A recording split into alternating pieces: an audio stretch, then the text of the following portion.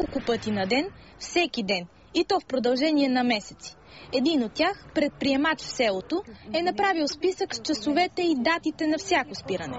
Според него, от 26 май до 28 юни токът е прекъсвал 53 пъти.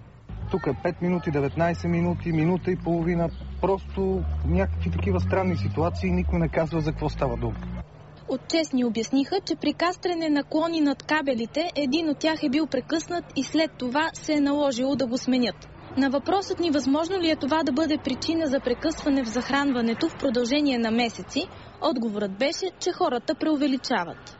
В случая обаче преувеличават не един-двама, а цели 800 души, които са сложили подписите си в потвърждение на думите на кмета.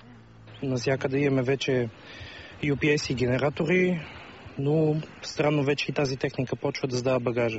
Имаме няколко зъболекарски кабинета. На мене лично също ми се случи да отида на зъболекар и спря тока на отворена уста. Доста неприятно. 100% е хладилника. Този сладолет може да го пикнете, да видите, че вече се е деформирал.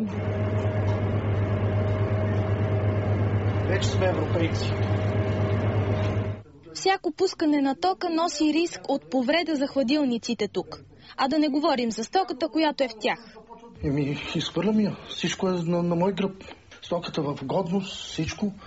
Като не става за консумация, аз не мога да тровя хората. Точно заради проблемите, обаче това село вероятно е едно от най-модерните в България.